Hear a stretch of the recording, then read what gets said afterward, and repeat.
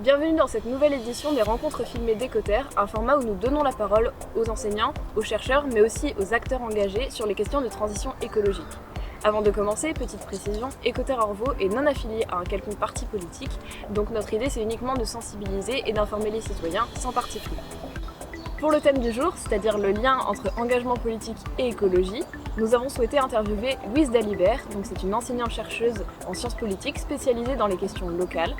Et avec elle, on va décrypter un peu le rôle des élus dans la transition écologique, en quoi les questions écologiques prennent de la place et changent ou non les manières de s'engager, et enfin le rôle que les citoyens peuvent avoir dans cette transition.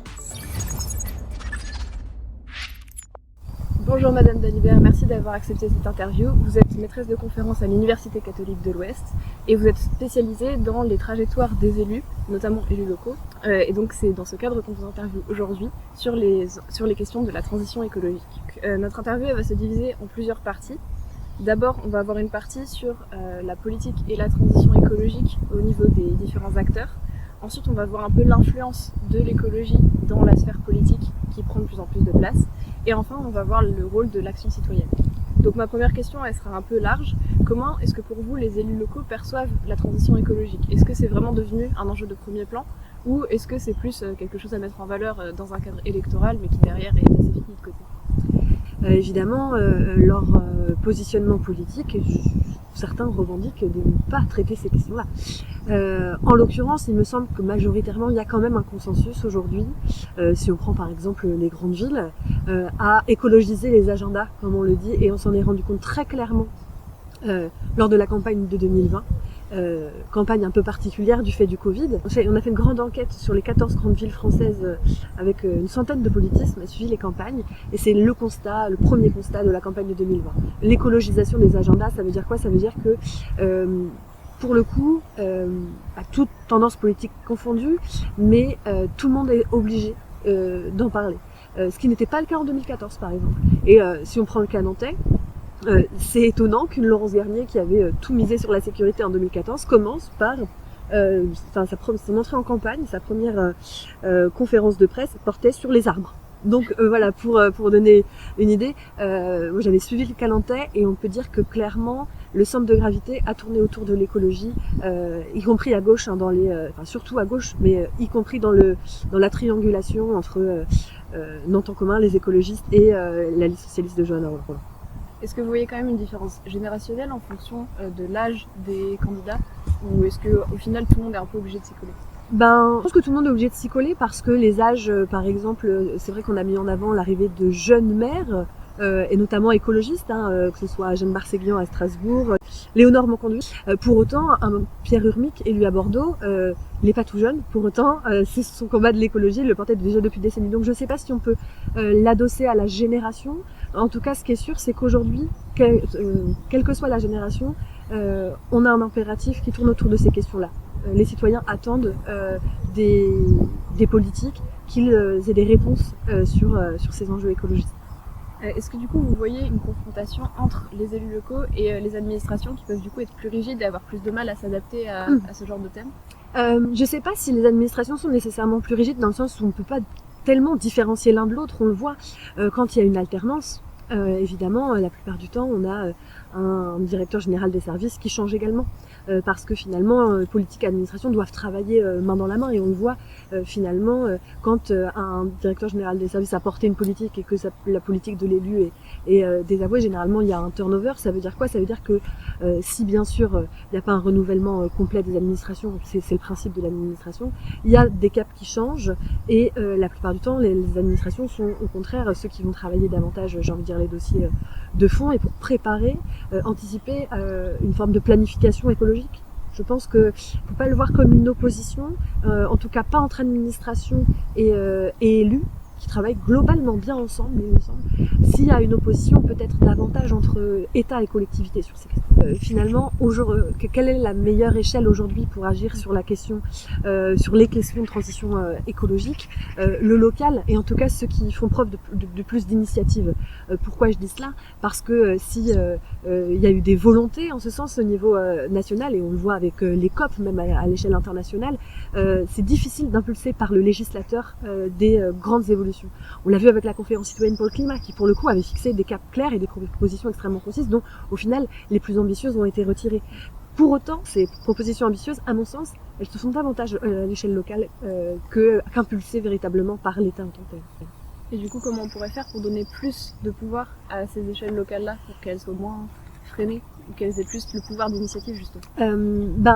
Typiquement, il y a eu une tribune de France Urbaine, je crois que c'était votre sujet de partiel de l'année dernière, qui demandait un nouvel acte de décentralisation, précisément pour pouvoir faire face aux enjeux de la transition écologique, et finalement de donner aux collectivités les moyens et les ambitions pour pouvoir mettre en place des politiques publiques ambitieuses en la matière.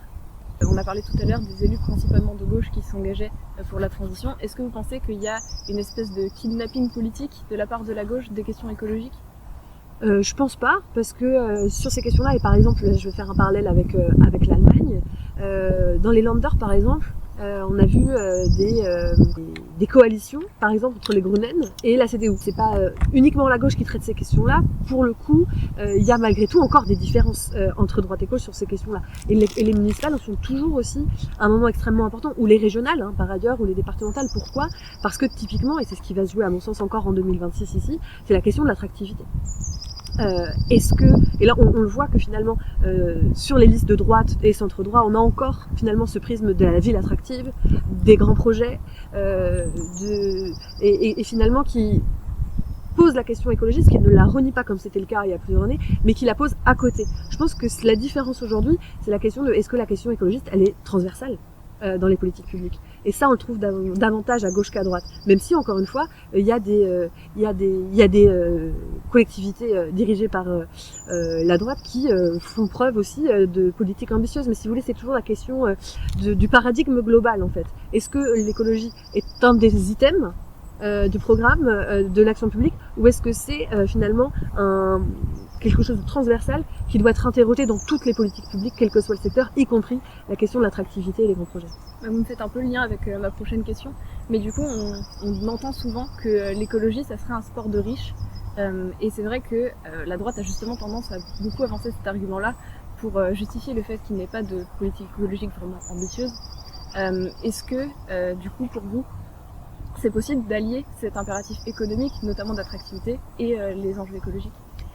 À un moment donné, il y a un oxymore entre le fait de toujours croître, de toujours grignoter des terres agricoles, le fait d'être en compétition et le fait d'avoir une ville durable.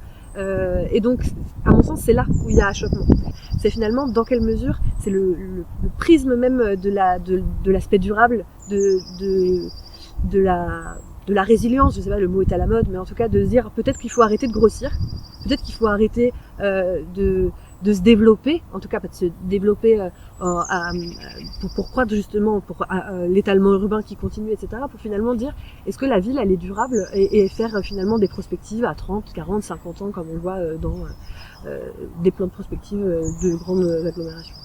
Et du coup, on peut parler de capital économique, on peut parler de capital social. Est-ce que du coup, les villes pourraient créer un véritable capital écologique, ou est-ce que le terme n'est pas approprié selon vous? Si, pourquoi pas. De toute façon, les concepts sont faits pour évoluer et pour être bougés.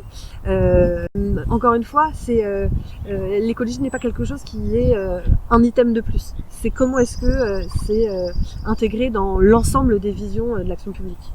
Est-ce que pour vous, la politisation de l'écologie, le fait que ça soit plus pris comme une question partisane, du coup, parce que Écoterre est une association qui se revendique en dehors des partis politiques, est-ce que pour vous ça affaiblit la cause, parce qu'au final certains du coup n'osent pas se prendre à bas le corps ces aspects-là, ou est-ce que du coup ça peut permettre une généralisation progressive? c'est quelque chose qu'on entend souvent. Les écologistes, au sens du parti écologiste, n'ont pas le monopole de l'écologie, et l'écologie devrait être partout. Quand les écologistes deviennent un parti politique dans les années 80, en 84 de mémoire, leur ambition, au-delà du fait que c'était de déprofessionnaliser la politique, c'était aussi de dire on a vocation à ne pas durer longtemps. Notre objectif, c'est que l'écologie, en effet, soit reprise partout et que notre parti écologiste soit obsolète dans les années à venir, tellement les autres acteurs politiques se seront saisis de cette question. Force est de constater qu'ils sont encore là, et donc, par principe, que la mission n'est pas totalement accomplie. Maintenant, passer à la troisième partie, donc sur l'engagement citoyen et l'action locale. Parce qu'évidemment, les élus ne sont pas les seuls acteurs du changement, il y a les citoyens aussi qui peuvent intervenir. Et du coup, pour vous, est-ce que leur influence, elle est réelle ou est-ce que c'est plus du greenwashing, justement? C'est intéressant parce que même dans la culture politique écologiste, c'était justement, elle entrait d'une certaine manière en contradiction avec le marxisme sur le fait que c'était pas la recherche du grand soir, de la révolution, mais au contraire était souvent opposé à la révolution du petit matin. Le fait de dire que c'est chacun dans ses gestes, dans son parcours de vie, qui peut avoir une consommation engagée, qui peut boycotter ou qui peut, certains produits, ou au contraire avoir une consommation qui favorise, je sais pas moi, le bio, les circuits courts, etc. Souvent on oppose l'un et l'autre, comme s'il y avait finalement, ou certains vont même vous dire je ne vote pas puisque moi, par mon engagement quotidien, je m'inscris déjà dans un engagement politique. Pour le coup, ce dont on se rend compte, c'est que l'un ne va pas sans l'autre. C'est que finalement, souvent, l'engagement individuel peut rejoindre l'engagement collectif. Quel rôle des citoyens? Évidemment, il est central. Et on le voit bien, notamment dans l'engagement des jeunes. Aujourd'hui, les chercheurs qui travaillent sur l'engagement des jeunes montrent que la question écologique préoccupe et occupe beaucoup de jeunes. Donc, moi, il me semble que la société civile a un rôle énorme à jouer sur ces questions-là, en termes de sensibilisation, mais en termes aussi d'action concrète. Vous disiez que je travaillais sur les trajectoires des élus, on le voit bien, c'est-à-dire que, en effet, le risque, c'est toujours celui de l'institutionnalisation. Où est-ce que c'est le risque, ou est-ce que c'est l'aboutissement d'un engagement? Ça, c'est toujours le grand point d'interrogation. Mais en effet, je parlais des jeunes qui s'engagent, on va dire que les élus locaux les regardent avec attention et vont même très certainement leur proposer des places éligibles sur les listes à venir pour pouvoir compléter leurs équipes. La plupart du temps, les individus qui s'engagent ne veulent pas forcément rentrer dans un parti, et ça, c'est encore possible à l'échelle locale, d'être élu local sans forcément faire partie d'un parti politique, mais avec une coloration de la société civile, une coloration d'engagement plutôt associatif, ce qui est beaucoup moins le cas dans les trajectoires nationales. Est-ce que vous pensez que la montée en puissance de ces mouvements écologistes, ça peut s'apparenter aux mouvements sociaux traditionnels de revendication, ou est-ce qu'il y a des vraies différences dans les moyens d'action et dans l'organisation générale? À la fois oui et non, dans le sens où il y a ce qu'on appelle des répertoires d'action collective qui sont assez, des modes d'action qui sont proches de choses qu'on peut voir depuis le XXe siècle, et en même temps il y a tout ce qu'on autour des nouveaux mouvements sociaux, de nouveaux modes d'action, et finalement aujourd'hui on le voit avec les réseaux sociaux aussi, d'autres formes de mobilisation. Les mobilisations sont de fait appelées à évoluer, toujours avec leur temps et avec encore une fois les évolutions des communications. Oui, et puis l'engagement des jeunes aussi, j'imagine que ça change aussi les modes d'action par les réseaux sociaux, etc. On voit de plus en plus d'activistes qui s'engagent. Ouais. Madame Dalibert, on va arriver vers la fin de cette interview. Est-ce que pour conclure, vous auriez un peu une clé de lecture à donner aux gens qui regardent cette vidéo pour comprendre la structure des mobilisations écologiques et en quoi elle se différencie de ce qu'on voyait avant? Vaste question. Je sais pas si c'est nécessairement qu'elle se différencie. Une clé de lecture, je sais pas, j'aurais pas cette ambition-là. Par contre, moi, ce que j'ai envie de dire à vos auditeurs, visionneurs, téléspectateurs, c'est de suivre. Là, on va avoir, ça va être passionnant. Bon, je sais que j'adore suivre les élections, mais je veux dire, on va avoir une période électorale passionnante où, à mon sens, les questions de climat, d'écologie vont avoir une place importante. Et donc, l'échelle locale a aussi cet avantage d'organiser des événements, des débats, et j'ai envie d'inviter les uns les autres à y participer. En tout cas, à faire leur curieux, à aller voir les éventuelles réunions publiques des différents candidats et à suivre cette campagne qui s'annonce, à mon sens, passionnante sur ces enjeux-là. Oui, c'est vrai qu'on a la question de l'engagement justement du Parti des Verts pour savoir de quel côté un peu ils vont pencher, et c'est vrai que la mairie a des cartes à jouer pour essayer de mettre en avant son engagement en écologie. Pour le Canentais ? Oui, pour le Canada. Pour le Canada, on voit bien qu'on a eu en 2020 donc une alliance forcée suite à un score extrêmement fort des écologistes à Nantes. Forcé, le mot est trop fort puisqu'ils travaillent ensemble depuis déjà 2001. Pour autant, il y a un rapport de force qui a été plus favorable au Verts qu'il ne l'était par le passé. Là, c'est l'heure du bilan. C'est l'heure du bilan et les écologistes semblent partir en autonomie pour cette campagne. Évidemment, les écologistes portent aussi le bilan avec la majorité de Johanna Roland dans laquelle ils font partie. Comment est-ce que tout ça va s'organiser? Est-ce qu'il y aura une alliance avant le premier tour, entre les deux tours? Quel va être le rôle aussi d'LFI quand on voit finalement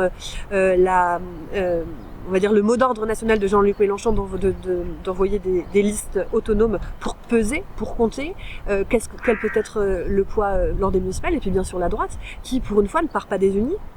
Alors, c'est pas Laurence Garnier qui semble visiblement reprendre pour la 3e fois la candidature à Nantes. Pour le coup, la droite s'allie. Ça, c'est aussi la différence par rapport aux dernières municipales. Les questions aussi de sécurité qu'ils vont tenter d'imposer, est-ce que ça va prendre dans la campagne? Tout ça augure passionnant. Et bien sûr, j'oublie pas le RN qui a fait la dernière fois un score très faible, 3,9 de mémoire.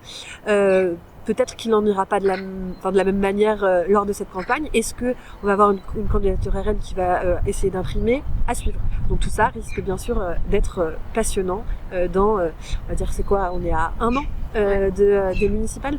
Donc allez faire vos curieux dans les événements publics organisés de part et d'autre, et il est certain qu'il y aura des débats. Il y en avait eu plusieurs lors de la campagne de 2020, et peut-être Écoterre pourrait convier, je sais pas moi, les différents candidats pour un débat sur les questions écolo.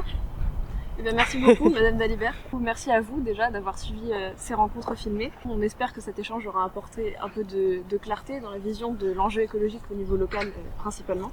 Et nous, on se donne rendez-vous très bientôt pour une prochaine rencontre.